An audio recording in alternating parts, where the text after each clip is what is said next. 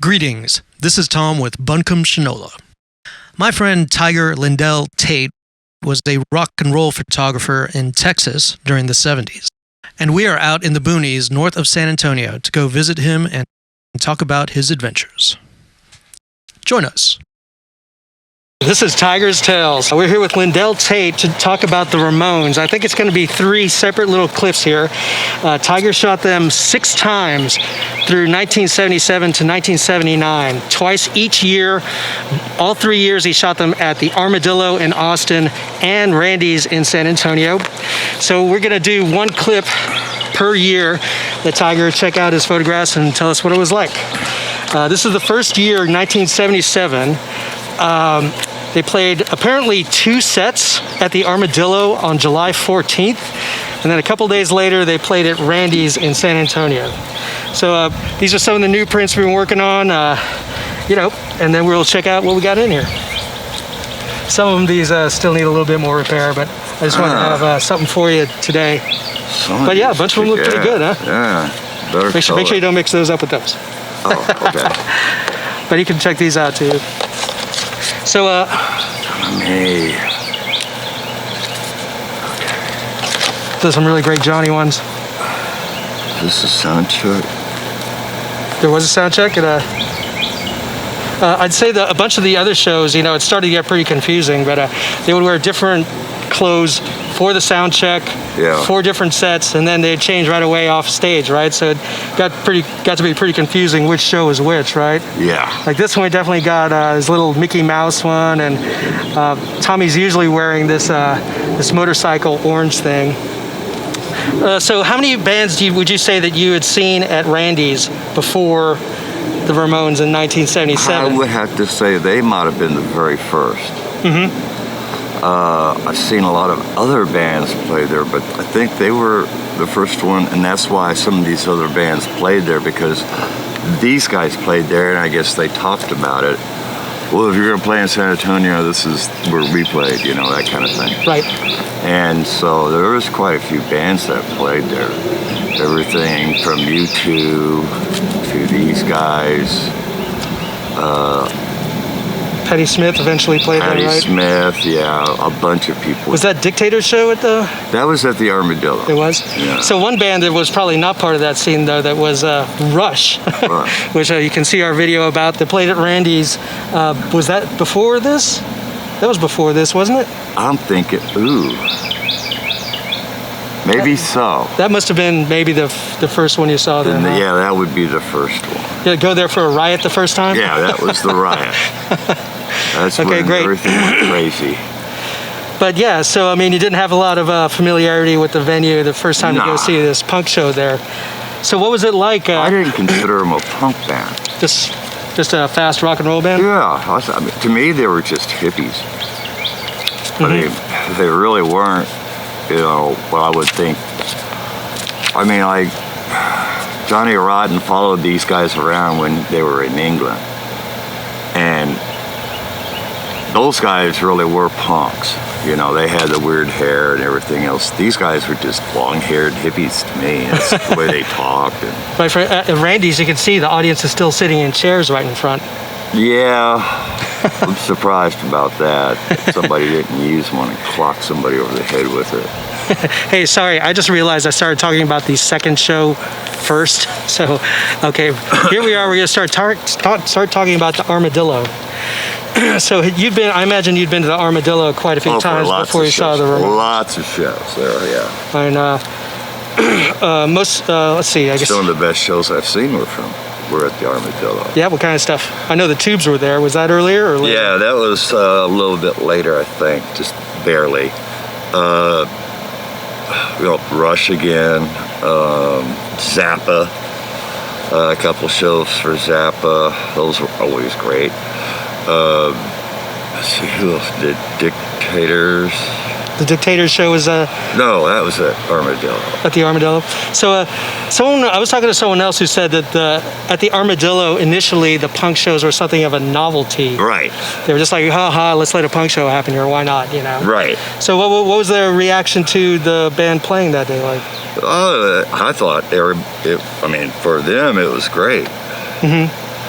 I thought it's just like another show.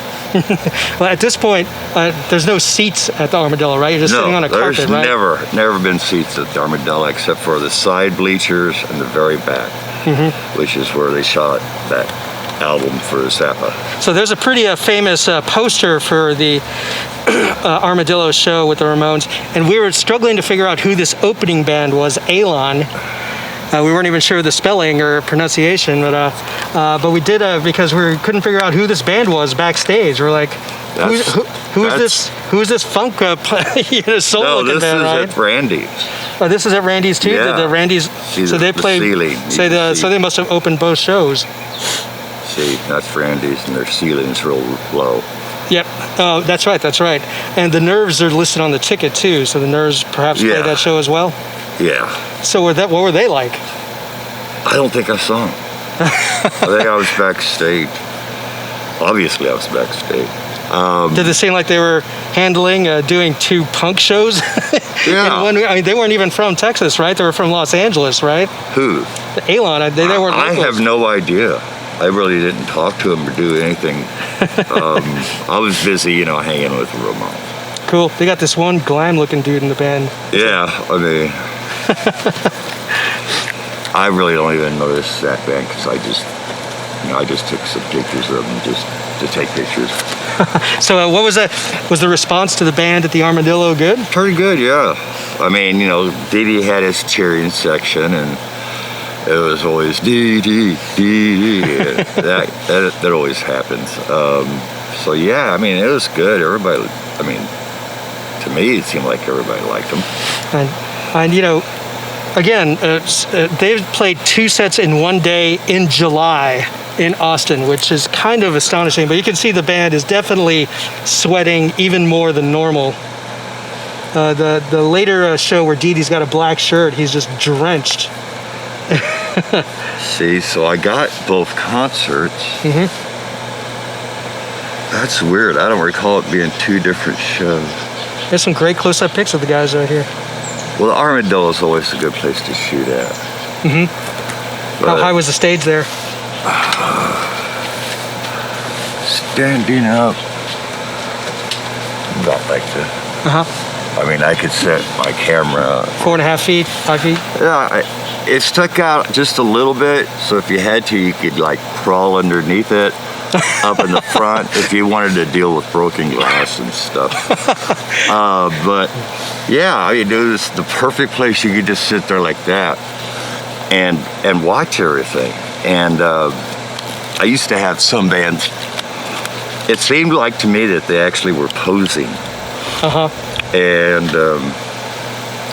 because they weren't that packed and they had time. And that's right. what Geddy Lee and some of these other guys have done. I'm right there, so they pose. Cool. Let's see some of the other pics here.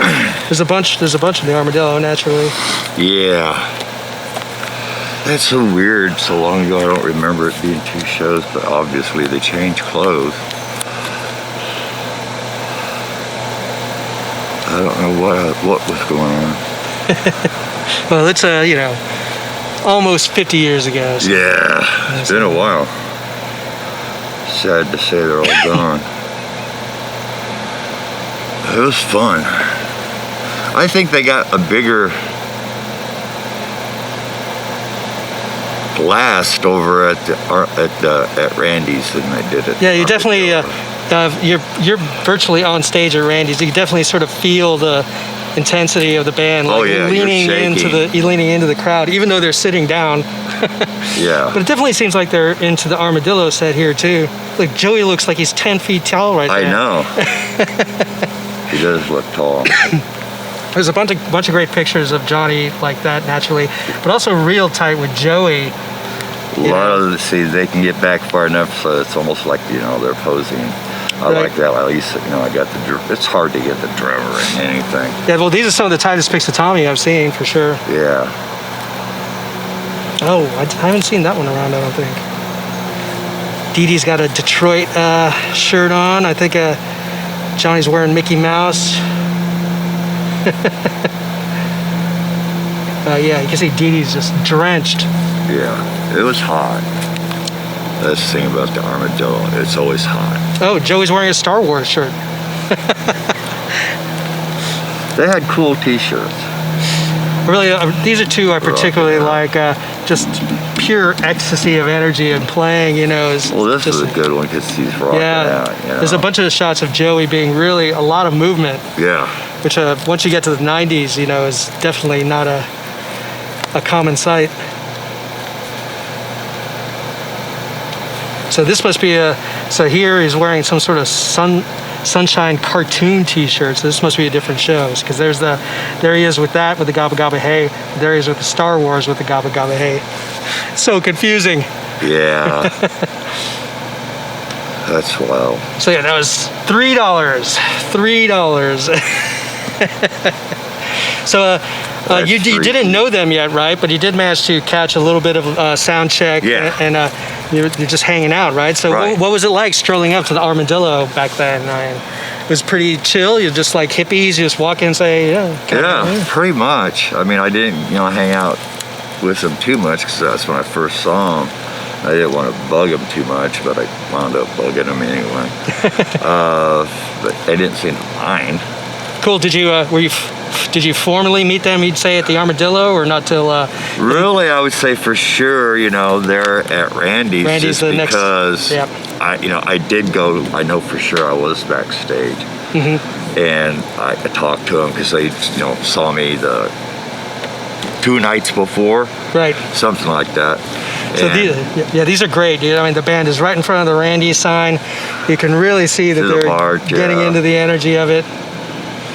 Johnny's got a Flipper t-shirt. Yeah, he's pretty famous about that. Yep. Not that Flipper. Yeah, that was a fun show though. Yeah, great.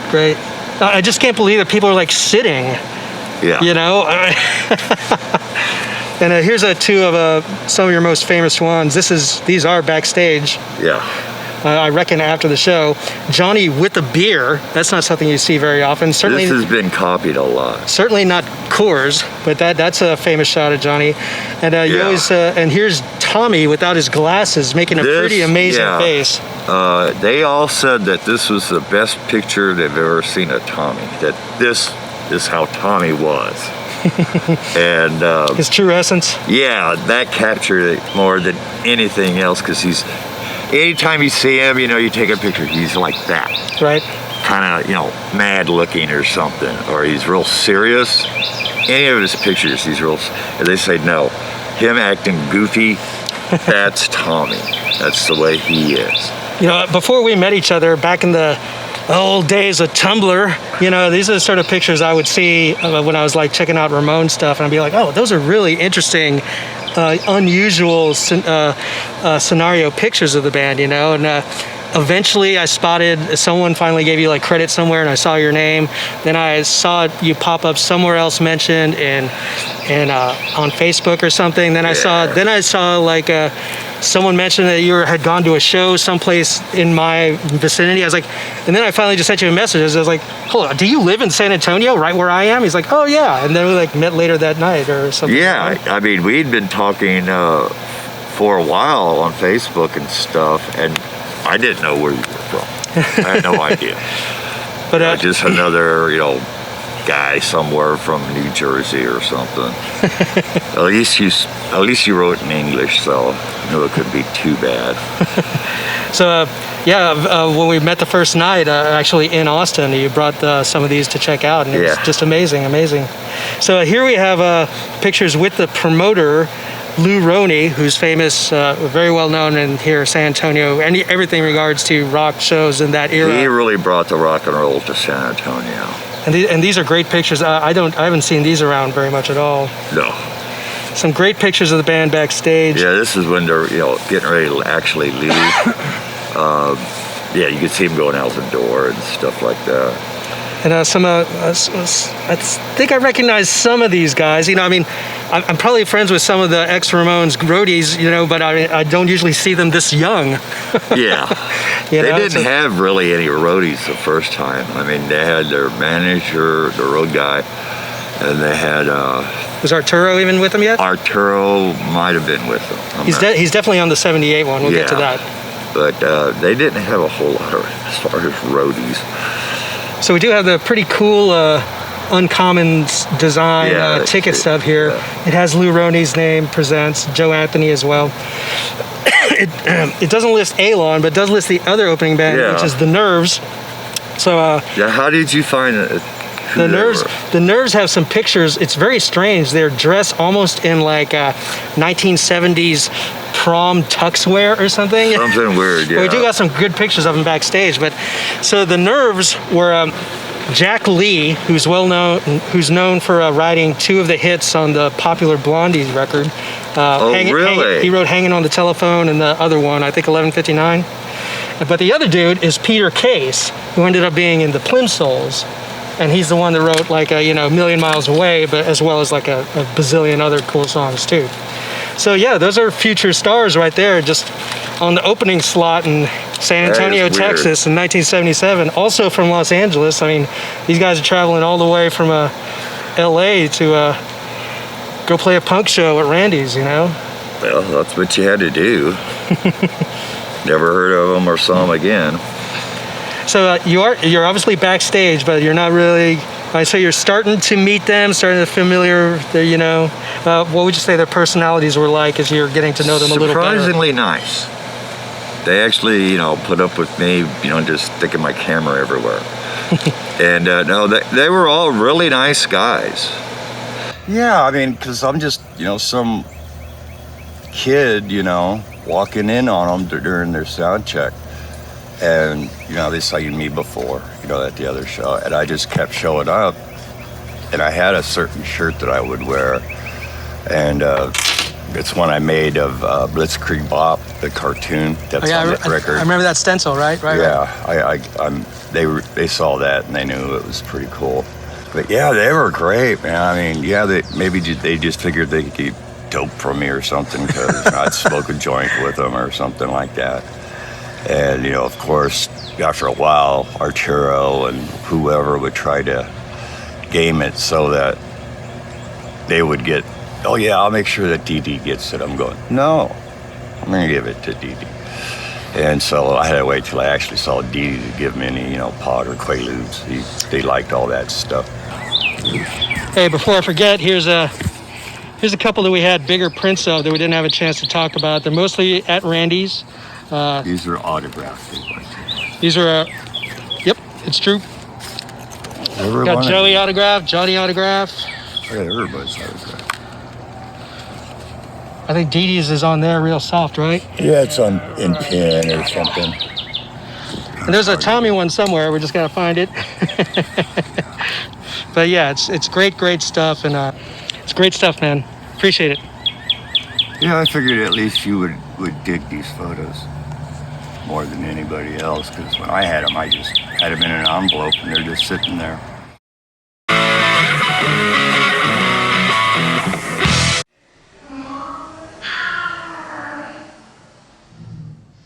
You could still get Quaaludes in San Antonio in 1977? I could.